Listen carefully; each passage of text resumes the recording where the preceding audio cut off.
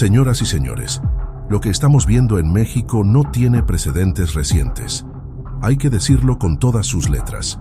Omar García Harfuch sigue sorprendiendo, no solo a la opinión pública, sino a los escépticos que dudaban que la estrategia de seguridad pudiera dar un giro tan drástico y sobre todo tan rápido. Nadie, absolutamente nadie en sexenios anteriores había logrado consolidar una racha de resultados tan contundentes en tan poco tiempo como el actual secretario de Seguridad. No estamos hablando de promesas al aire ni de planes a 10 años. Estamos hablando de acciones quirúrgicas que están sucediendo aquí y ahora. La eficacia operativa ha regresado a las instituciones. La prueba de fuego llegó hoy mismo. En plena conferencia mañanera se dio el anuncio que cimbró las estructuras del crimen en el occidente del país.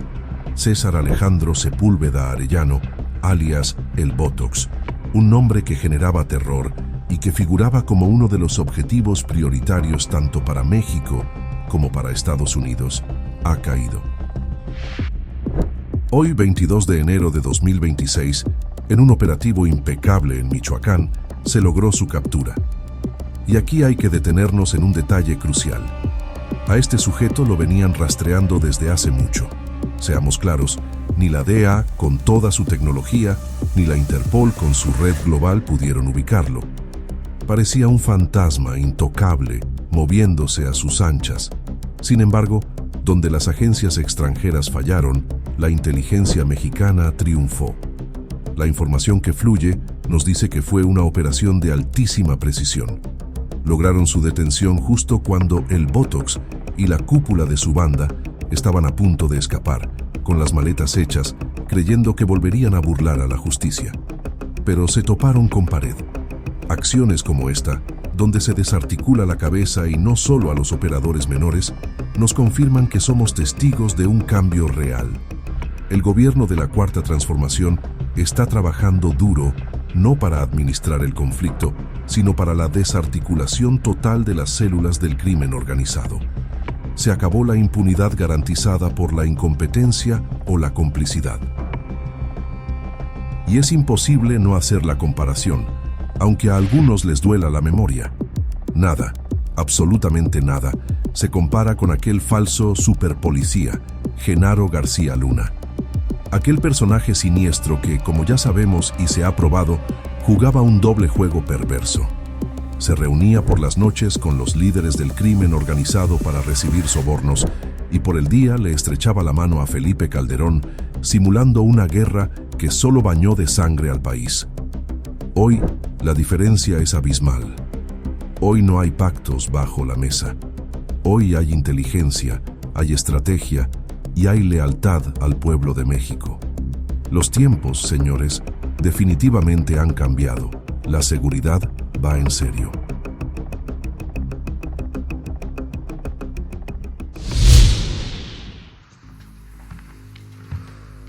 Con su permiso, señora presidenta, muy buenos días. Saludamos con respeto al gobernador Alejandro Armenta y agradecemos toda su coordinación y colaboración con el Gabinete de Seguridad.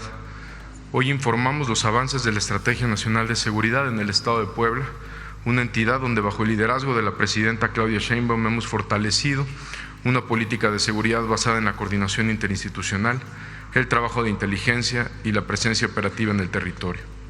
El trabajo coordinado en esta entidad ha permitido actuar con mayor precisión contra los generadores de violencia, debilitar estructuras criminales y proteger a las familias, sectores productivos y las principales vías de comunicación del Estado, lo que ha dado como resultado una disminución en la violencia, como veremos a continuación en el reporte de la incidencia delictiva de Puebla, con corte al 31 de diciembre del 2025.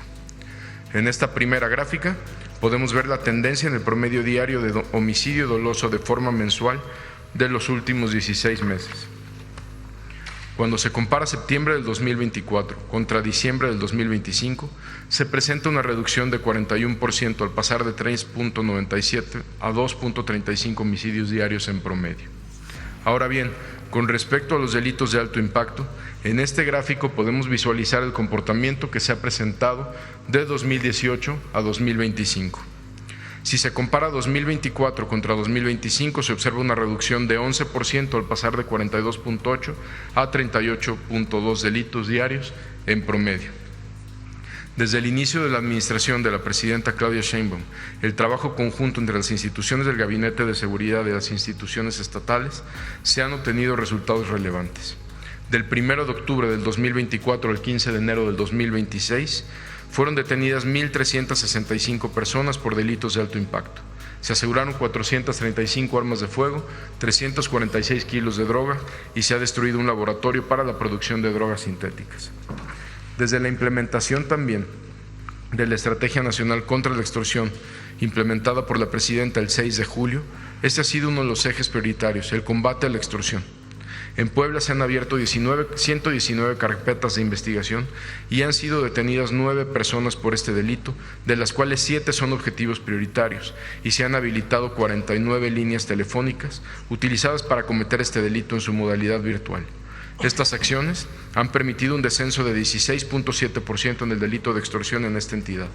En el combate al delito de extorsión destacan las siguientes acciones: detención de 4 personas, 2 de ellas con orden de aprehensión, entre quienes se encuentran Josafat N., principal operador de una célula delictiva a la extorsión mediante la modalidad de secuestro virtual, así como otra mujer por el delito de secuestro agravado. Este grupo utilizaba instalaciones acondicionadas para simular escenarios de violencia y generar miedo en sus víctimas. Julio N., líder del grupo delictivo Cártel de los Toscano, relacionado con extorsiones, agresiones armadas, homicidios, narcomenudeo y colocación de mantas.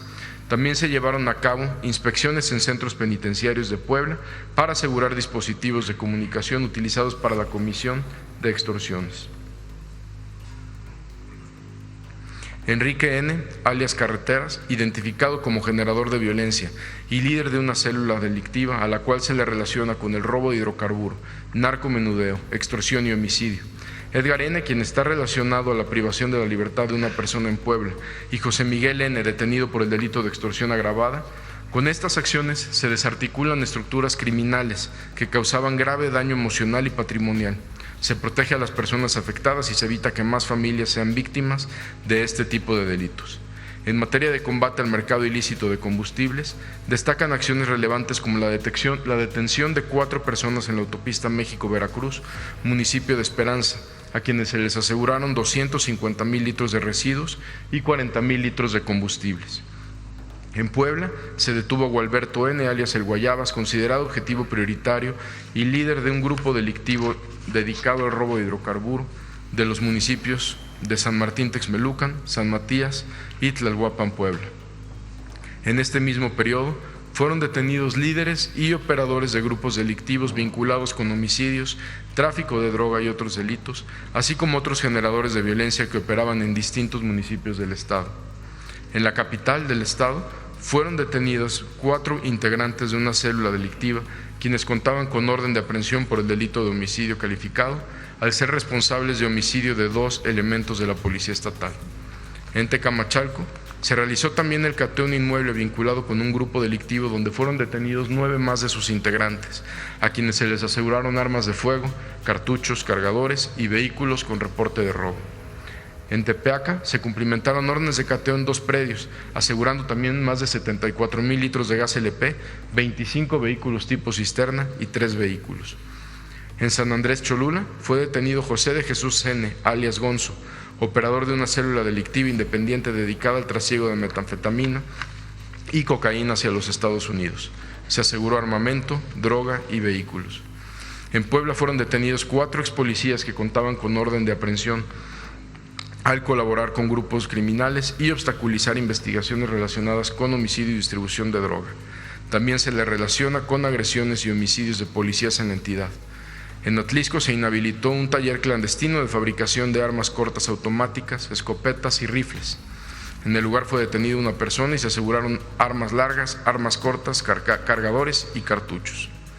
También en Puebla se realizaron 3 cateos más, donde fueron detenidas 5 personas, y ahí es donde se destruye el laboratorio para la elaboración de metanfetamina, más 2 plantíos de amapola, además de un vehículo.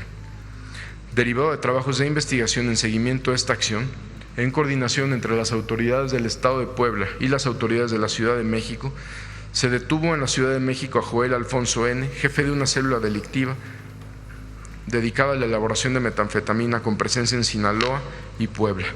También fue detenido en esta entidad Ismael N., líder de un grupo independiente dedicado a la venta de droga al menudeo, extorsión al transporte público, homicidio y robo de hidrocarburo, con operación en los diversos municipios de Estado de México, además en la alcaldía Azcapotzalco, Gustavo Madero y en la Ciudad de México.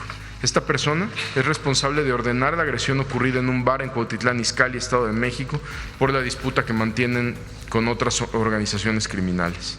Esta detención en particular, agradecemos la participación y la coordinación de las autoridades del Estado de Puebla, del Estado de México, de la Ciudad de México y por supuesto de las instituciones del Gabinete de Seguridad Federal.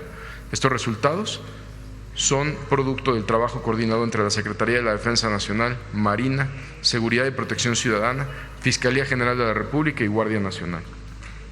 Desde el Gobierno, desde el Gabinete de Seguridad, refrendamos nuestra plena disposición para seguir trabajando de la mano con los gobiernos estatales y municipios.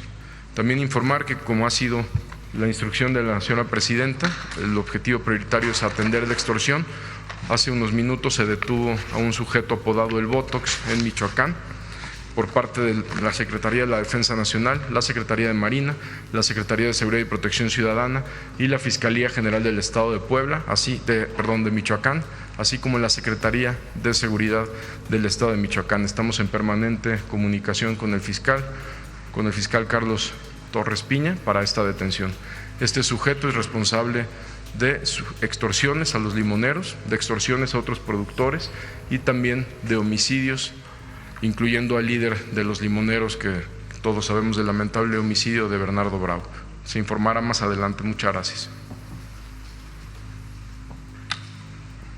Jesús.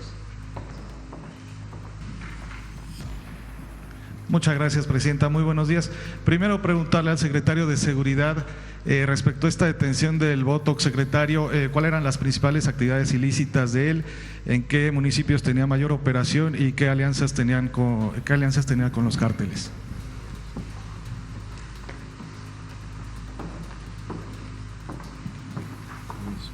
Esta persona contaba con varias órdenes de aprehensión, más de 7 órdenes de aprehensión, casi todas por homicidio, donde la primera fue por homicidio del 2025, la segunda por extorsión agravada también del 2025, la tercera por extorsión agravada también en el 2025 y 2024, una más por extorsión agravada, más tenía más de 6 órdenes de aprehensión por extorsión agravada y 3 por órdenes de aprehensión por homicidio calificado, una más por tentativa de homicidio calificado y la última que obtuvo la Fiscalía General de Justicia del Estado de Michoacán fue la del 6 de noviembre por el tema del líder limonero de Bernardo.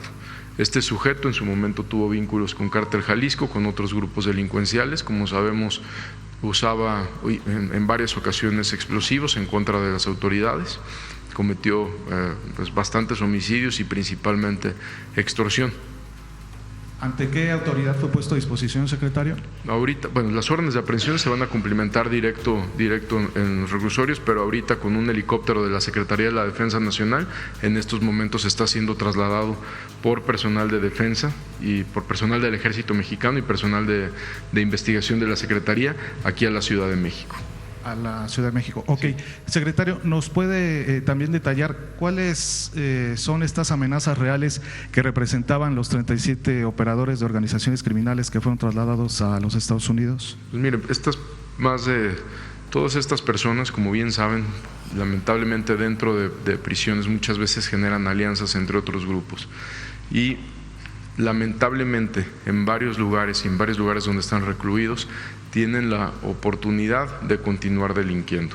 Esto es en beneficio de nuestro país, al sacar a más de 90 personas que cometen delitos a veces desde dentro de prisión, pues lo que estamos evitando es extorsiones a ciudadanos mexicanos, homicidios a ciudadanos mexicanos y que continúen alianzas y fortaleciéndose grupos desde dentro de los penales. Eso es lo que estamos haciendo, pero al mismo tiempo también se están haciendo revisiones aleatorias diarias con personal de Guardia Nacional, Defensa Nacional, con el apoyo de la Secretaría de Marina y personal de la Secretaría de Seguridad en todos los penales federales y en muchos penales locales. Es decir, se está trabajando en dos vías, no solo es el traslado de estos sujetos, sino fortalecer de manera importante los penales en nuestro país, como ya lo mencionamos también, pues desde bloqueo de antenas, desde bloqueo de señales o hasta quitar una antena completa, como en el caso de Altamira, Tamaulipas, que le daba señal a un penal donde se generaban extorsiones telefónicas.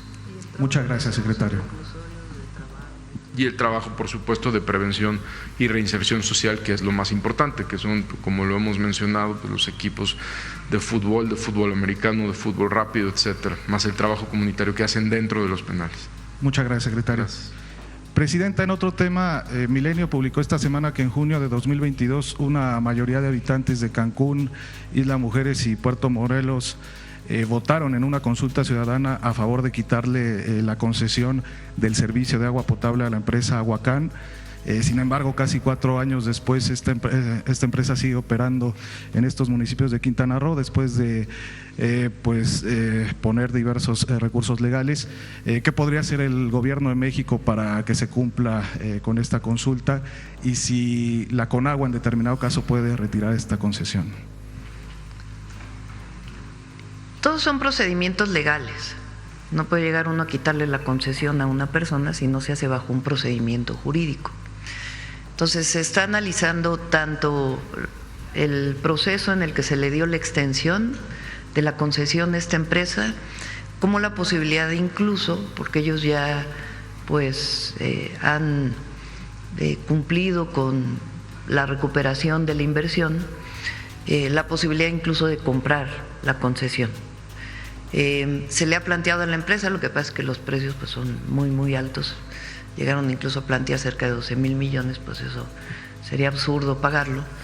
Entonces está trabajando en las dos vías, tanto el tema de cómo se otorgó la ampliación de la concesión en el tema jurídico, como incluso la posibilidad de adquirir de manera acordada la concesión para su operación. El tema también es quién operaría esta concesión, que también se está trabajando con la gobernadora de Quintana Roo y el municipio de Cancún.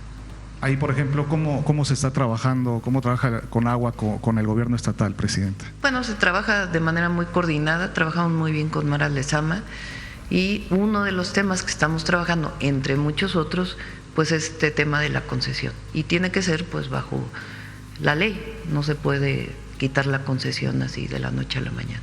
¿Hay algún estimado de tiempo que se pueda resolver este asunto? Lo estamos revisando desde más o menos mediados del año pasado. Se venía revisando desde el gobierno del presidente López Obrador. Nosotros retomamos el caso con Banobras desde mediados del año pasado y está participando también Efraín y estamos analizando y viendo también una vía legal que de por sí ya había interpuesto el gobierno del Estado. Muchas gracias, presidenta. Si me permite hacerle una pregunta al secretario de Marina.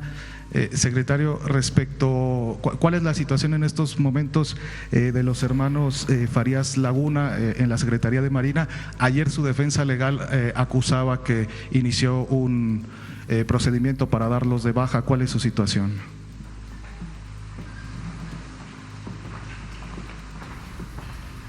Sí, buenos días. Sí, de acuerdo con nuestra legislación, cuando una persona no puede cumplir con sus obligaciones tiene que ser dado de baja. Ya se dieron de baja, están ellos en su proceso legal, tienen 15 días para poner sus recursos de revisión, algunos ya los cumplieron, se dieron los fallos y estamos esperando que las autoridades determinen. Hasta este momento, secretario, ¿cuántos elementos o cuántos mandos han sido dados de baja relacionados con estas acusaciones de huachicol fiscal? Son 4 que están detenidos. 4. Muchas gracias, secretario. Finalmente, presidenta, a la secretaria de Gobernación, ¿cómo iniciaron ayer estos diálogos de la Comisión Presidencial para la Reforma Electoral con los partidos Verde y del Trabajo? Con su permiso, presidenta. Pues es un ejercicio de exponer, de escuchar, de tener diferentes puntos de vista sobre lo que aquí se ha planteado, sobre los diferentes puntos que se han planteado aquí en la mañanera por parte de la presidenta, lo que tiene que ver con la cuestión de los recursos públicos y en las campañas cuánto está la inversión pública, también lo que tiene que ver con el número de personas que conforman el Congreso, en fin, uno por uno de los puntos se está discutiendo, se está escuchando unos a otros, y eso es básicamente un ejercicio de revisión, digamos así, de las leyes que tienen que ver con la reforma electoral, puntos de vista distintos, en fin, todavía no hay una decisión, pero se va avanzando. Lo importante pues es el acuerdo, el muy buen acuerdo político en el que se va a avanzar y se va a lograr. Entonces estamos en buen camino con los partidos aliados y con todos los integrantes de la Comisión Presidencial para la Reforma Electoral. ¿Cómo encontró la postura de los partidos? En muy buen ánimo, todos excelentemente bien, aportando sus ideas, aportando sus puntos de vista, en fin, creo que ha sido en muy buenos términos cómo se ha dado este tipo de reuniones. ¿Habrá próximas reuniones con ellos específicamente? Claro que sí, van a continuar y continúan en diferentes espacios y así se ha decidido. Y vamos a seguir, esto no ha terminado. ¿La fecha se mantiene de la segunda semana de febrero? Vamos a estar viendo precisamente esa parte, pero lo que quiero resumir en esta intervención es agradecer mucho a todos los que están participando, pero no solamente a los partidos, sino también a los que participaron en los foros, los que participaron en México y en Estados Unidos, fundamentalmente en torno a sus puntos de vista hacia la reforma electoral. Creemos que es una reforma que será, como ha dicho la presidenta, para apoyar a la democracia, para profundizar en ella, pero que tiene que ver con un sentido de la participación ciudadana, de la participación popular. Muchas gracias, secretaria. Gracias, presidenta. Presidenta, buenos días. Israel Aldave de Grupo Fórmula, buenos días a todos. Preguntarle, presidenta, en el caso del TEMEC, este choque, por lo menos en discursos, entre el presidente Trump y el primer ministro de Canadá, Mark Carney, no pone en riesgo la vida del acuerdo comercial trilateral. ¿Cuál sería el riesgo de que se rompiera esta Unión de América del Norte? Nosotros vamos a trabajar para que no se rompa y creemos que es conveniente para los tres países mantener el acuerdo comercial. Yo no lo llamaría choque de discursos, sino sencillamente pues son distintos puntos de vista frente a lo que está ocurriendo a nivel internacional. Entonces vamos a trabajar. No he hablado recientemente con el primer ministro Carney, nos hemos buscado y vamos a tratar de tener una conversación, y por supuesto con el presidente Trump para todas las negociaciones que tienen que ver con el acuerdo comercial. La próxima semana el secretario Ebrard va a Washington a seguir trabajando sobre los temas comerciales. Esta semana, en este momento, está un equipo de trabajo para darle seguimiento al acuerdo o al entendimiento de seguridad. Está coordinado por el subsecretario Roberto Velasco de la Secretaría de Relaciones Exteriores, pero hay un grupo de Secretaría de Seguridad Ciudadana y de la Fiscalía General de la República que se encuentra en este momento con sus homólogos también. ¿En dónde es la reunión? ¿En la que están el equipo? ¿En Estados Unidos? En Washington también. Justo, presidente, ayer se reunió usted con la Fiscal General de la República en Palacio Nacional. ¿De qué hablaron, presidenta? ¿Se puede saber? Es el seguimiento de algunos temas en particular. que me interesaba pues conocer, reconociendo la autonomía de la fiscal, pues hay algunos temas que nos interesan. Uno fue, sin que me diera detalles, el tema de cuándo puede estar el dictamen del tren interoceánico. Me manifestó que la próxima semana estará listo. Y hablamos también de pues algunos temas relevantes que nos parece importante que se den seguimiento, esencialmente. Presidenta, en el tema de seguridad y tocando el estado de Puebla donde nos encontramos, en el informe de seguridad no se hizo referencia al Huachicol. Puebla mucho tiempo formó parte del llamado Triángulo Rojo del Huachicol. ¿Quiere decir que el Huachicol ya está controlado en Puebla? Omar.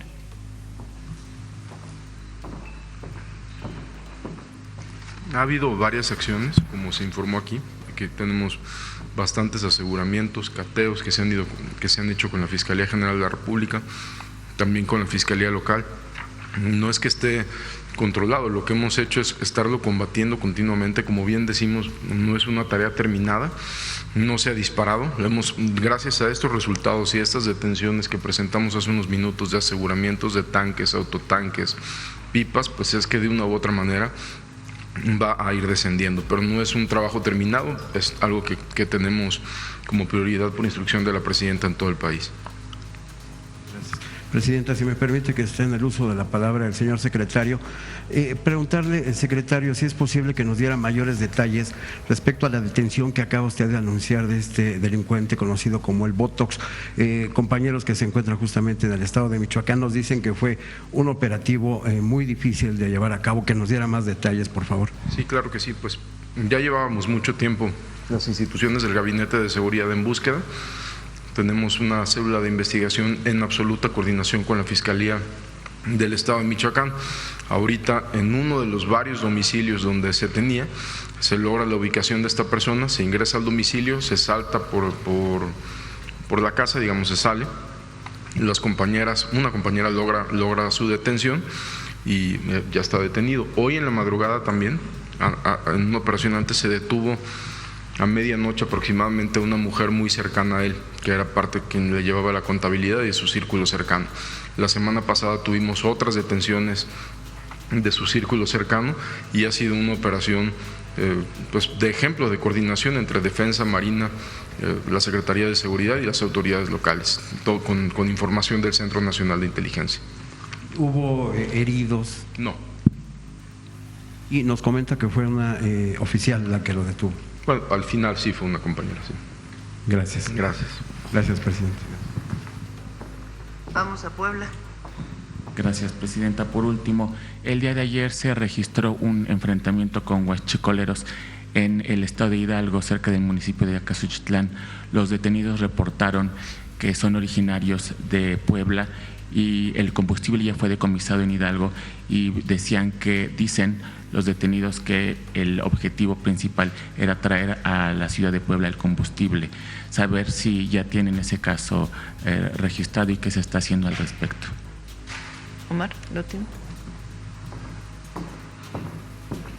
Nos notificó la Fiscalía de Hidalgo, sin embargo estas personas tengo entendido que están declarando. Cuando tengamos mayor información se lo hacemos saber, pero sí operan en los dos estados, como bien usted lo menciona, en Hidalgo, en Puebla y también probablemente en el Estado de México. Pero todavía es una investigación en proceso y en cuanto la tengamos se la hacemos saber. Gracias, secretario. Gracias.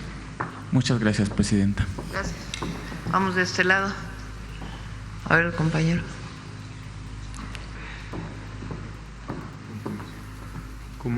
Como lo mencionamos, en términos de la seguridad en Puebla, pues es un proceso, no es que ya se haya terminado. Ha ayudado muchísimo la coordinación, que es el cuarto eje de la estrategia de la presidenta Claudia Sheinbaum, la coordinación no solo entre las instituciones del Gabinete de Seguridad, sino con el gobierno del Estado. Como lo hemos mencionado, hemos tenido varias detenciones, como el laboratorio que usted mencionó, desmantelado, pero también hemos tenido detenciones en contra de corrupción de autoridades. Hace tiempo tuvimos, después del homicidio de 2 compañeros policías de aquí de Puebla, en coordinación con el gobierno del Estado, obtuvimos órdenes de aprehensión para detener a otros policías.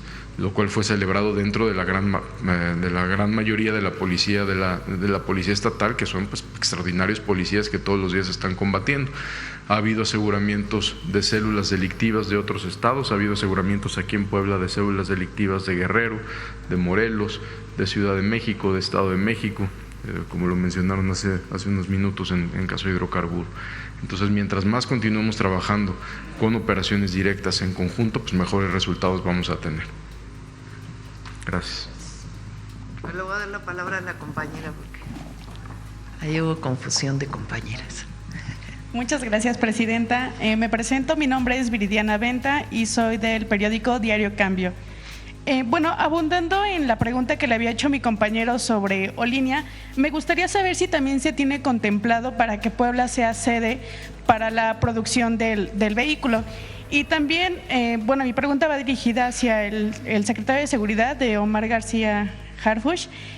Saber sobre la detención de los 7 policías de la Secretaría de Seguridad Ciudadana que se hizo recientemente aquí en Puebla por los nexos con la barredora, y también si siguen abiertas las investigaciones o si podría haber más detenciones sobre esta operación o sobre esta banda que se está haciendo, y también si se descarta que haya más elementos involucrados dentro de esta mafia.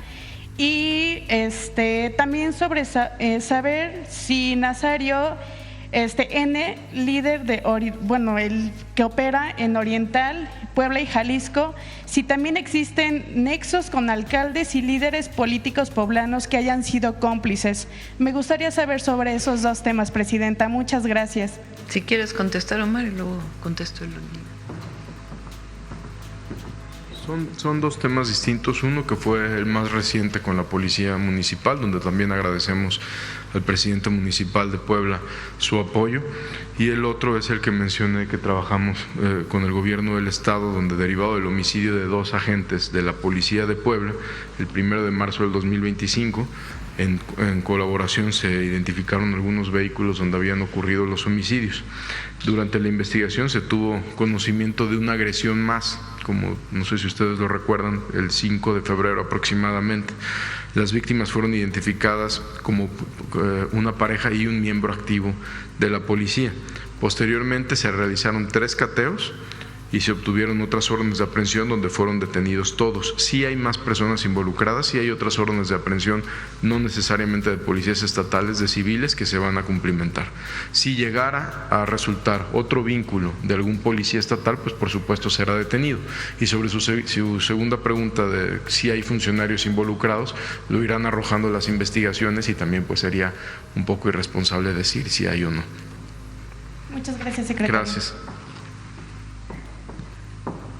Se está en investigación de dónde va a estar el centro de producción y también el esquema de producción. Estamos buscando un esquema mixto en donde intervenga la Secretaría de Ciencia y Tecnología a través de Innova Bienestar o de algún otro mecanismo, y alguna empresa privada, pero ya estaríamos en eso. Muchas gracias, presidenta. Gracias. Vamos desde este lado. A ver, el compañero de Milenio. Pues vamos a ver. Sí. Vamos. Va a Puebla, ¿verdad? A ver, el compañero pues tiene muy alta la mano.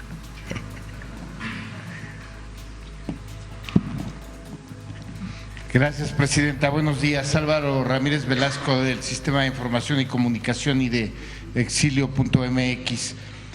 En Puebla nos importa mucho la migración. Un proporcional de la mitad de los que vivimos en Puebla está en Estados Unidos, principalmente en la zona triestatal. En estas llamadas que ha tenido con el presidente Donald Trump, y además el trabajo que realizan los 50 o más de 50 consulados, ¿qué se está haciendo específicamente sobre estas redadas muy agresivas del ICE? ¿Cómo se está protegiendo? Porque se están metiendo incluso en ciudades que son santuario. ¿Qué trabajo específico está haciendo su gobierno? En primer lugar, hemos manifestado en todos los foros, tanto con ellos en las llamadas como públicamente, pues que no estamos de acuerdo con él. Que las y los mexicanos que están en Estados Unidos contribuyen de manera honesta al desarrollo de su país y al desarrollo de México, no solamente con las remesas que envían, por la solidaridad que tienen con sus familias, que nunca se olvida, que es algo especial de las y los mexicanos, sino que los mexicanos contribuyen a la economía de los Estados Unidos. Si Estados Unidos es lo que es, también tiene que ver con el trabajo que hacen los mexicanos desde hace muchísimos años. La mayoría de los mexicanos que están en Estados Unidos tienen muchos años trabajando allá. Hay primeras, segundas, terceras, cuartas generaciones de mexicanos en Estados Unidos, muchos de ellos de doble nacionalidad o muchos incluso de nacionalidad estadounidense, pero que no olvidan de dónde vienen sus familias. El trabajo que realizan las y los poblanos, particularmente en el este de los Estados Unidos, es muy importante. Hemos dicho que Nueva York se le puede llamar Puebla York, porque allá hay muchísimos poblanos. Entonces, trabajamos y en todos los foros hemos defendido a las y los mexicanos. Y además hemos reforzado el trabajo consular. Cuando ocurre una situación como estas, los consulados de inmediato están en contacto con las y los mexicanos en caso de haber sido detenidos. Y por otro lado, se apoya a través de terceros, porque no lo puede hacer directamente el consulado, con abogados. Se incrementó el presupuesto para los consulados en este sentido y también el 15 de septiembre del año pasado se hizo una rifa de la Lotería Nacional o un sorteo especial en donde se aportó alrededor de 100 millones de pesos que fueron utilizados directamente para reforzar a los consulados en materia de protección a las y los mexicanos en Estados Unidos. Presidenta, en cuanto a la reforma electoral, muy al principio cuando se perfilaba esta reforma, se hablaba de la sustitución de los plurinominales por una suerte de primera minoría. En Puebla tuvimos antes, hace algunos años, una fórmula que le llamábamos aquí del gran perdedor, que entraba a primera minoría cuando no lograba la mayoría relativa. ¿Esa posibilidad se mantiene en la reforma? Es una de las posibilidades, así está el Senado de la República. Recuerden que en el Senado se eligen a los 2 senadores de mayoría, senador y senadora, que así está establecido, que sea la mitad y la mitad hombres y mujeres. Se eligen a los senadores o las y los senadores de mayoría y el primer perdedor, digamos, el que tiene mayoría de votos en el tercer lugar, es quien entra también como senador de otro partido político. Es una de las posibilidades. El objetivo es que las listas de las minorías no sean listas de los partidos políticos, que no sean definidas por las cúpulas de los partidos políticos, sino que tengan que ir a territorio de una u otra manera. Ese es el objetivo de la reforma y se está viendo también el número de diputadas y diputados de representación proporcional. ¿Definitivamente se van a reducir? No, estamos en esa revisión. Las posibilidades de que permanezcan los 500 diputados o de que pueda haber una disminución. Ya es lo último que se está trabajando, ya hay más o menos un borrador de la reforma y se va a presentar, pues esperamos en febrero. Finalmente, en el gobierno de Puebla, tiene ahora un CEPOSAMI, se llama Centro Poblano de Salud Mental Integral, que es para niños y adolescentes, y tiene las casas Carmen Cerdán. Funcionarios federales han venido y dicen que estos esquemas, estos modelos podrían aplicarse también a nivel federal. Leti Ramírez, que está aquí con nosotros, ella es la coordinadora de 2 proyectos muy importantes en el Gobierno de México, que vamos a presentarlos en febrero. Uno de ellos es el fortalecimiento de la atención a los jóvenes, a las y a los jóvenes. No solamente con Jóvenes Construyendo el Futuro, sino un modelo integral de apoyo a las y a los jóvenes que tiene que ver con algunas cosas que hemos mencionado aquí, como los centros de alto rendimiento, México Imparable, mayores actividades culturales y el programa que hice en la ciudad que se llamó Jóvenes Unen al Barrio, que se incorpora también a nivel nacional. Entonces, Leti, ya estamos cerrando el programa y los recursos públicos que van a ser destinados. Y la otra parte que coordina Leti es salud mental, que tiene que ver principalmente con las y los jóvenes, desde secundaria y preparatoria. Y también ahí tenemos un programa que ya muy pronto va a ser presentado, que tiene que ver con atención en las escuelas y también una atención integral desde salud, con la línea de la vida que tenemos incorporada, y ahí mismo, aunque no directamente está asociado, pero tiene alguna relación, pues toda la campaña que estamos haciendo contra el abuso de las drogas, que es la campaña que hicimos contra el consumo de fentanilo, y ahora vamos a las metanfetaminas, que es uno de los problemas que encontramos en la encuesta de adicciones que se ha incrementado en nuestro país. Muchas gracias. Ya para entregar el micrófono, hay mucho entusiasmo en las redes por los brigadistas que llegaron a Chile. El presidente Boric, pero además muchos chilenos agradeciendo a México, especialmente a México y a usted por los brigadistas. Sí, lo está coordinando la Comisión Nacional Forestal. Siempre México va a ser solidario, siempre. Es nuestra esencia. Esos valores vienen del México profundo, de los pueblos originarios. Las mexicanas y los mexicanos tenemos grandes valores que vienen de esas civilizaciones, que tienen que ver con la fraternidad, con la solidaridad, con el apoyo familiar y con el amor al prójimo. Y siempre vamos a ser así. Gracias, presidente. Gracias. Vamos de este lado al nacional. A ver, el compañero que no ha preguntado hace rato. Se lo agradezco, presidenta. Jacobo, del Noticiero en Redes. La reducción que usted anunció hace unas semanas en Cuernavaca de homicidios a nivel nacional no es cosa menor. Aquí en Puebla, por ejemplo, un 41% de reducción de homicidios.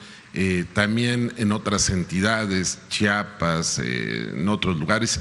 Y me preocupa el hecho de que en Guatemala se ha anunciado que hay un estado de sitio. Hay riesgo de que haya un efecto de que esas pandillas que hoy están siendo perseguidas en Guatemala busquen incorporarse o ingresar a territorio nacional. ¿Se está tomando alguna previsión al respecto? Porque hay muy buenos números en materia de seguridad, que por cierto valdría la pena reconocerle a su equipo lo que ha logrado. Entonces, mi primera pregunta sería en ese sentido, que tiene que ver con el reforzamiento de la frontera sur. Omar, sobre el trabajo con Guatemala y general.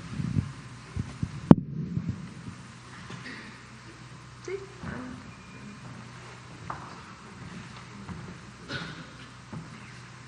Sí, están tomando muchas previsiones, principalmente con la coordinación con las Fuerzas Armadas de Guatemala. Se hacen juntas de comandantes fronterizos y este es uno de los temas a los que se le está dando prioridad. Se han incrementado los despliegues a ambos lados de la frontera y en el caso específico de Chiapas, de igual manera se ha aumentado mucho la coordinación con la Policía Estatal y con la Fiscalía del Estado. Ellos también están desplegando mucho personal en el área de la frontera, pero existe un enlace permanente y estamos muy atentos de eso. Agradezco, secretario. Si me permite, otro tema, presidenta, la fotografía que acaba de presentar usted de los Reyes de España, en lo particular me llama mucho la atención. El día de ayer, el gobernador Curi difundió un video donde está conversando con una legisladora española, Cayetana Álvarez de Toledo, quien ella dijo que nosotros, las y los mexicanos, deberíamos de agradecer la conquista porque la civilización avanzó en América. Se ha modificado la postura de usted, de la Cuarta Transformación, de solicitar a los Reyes de España una disculpa por lo sucedido en este territorio y a nuestros pueblos originarios. La derecha y particularmente la derecha española, con esta legisladora, pues tiene una posición muy atrasada, porque a nivel internacional la visión de los pueblos indígenas no tiene que ver con aquella visión del siglo XVI, de que llegaban a los territorios a civilizar a quienes vivían en esta tierra. Se ha reconocido internacionalmente pues el papel de las grandes civilizaciones. Y en México hubo civilizaciones extraordinarias, desde la primera, la olmeca, hasta los mexicas.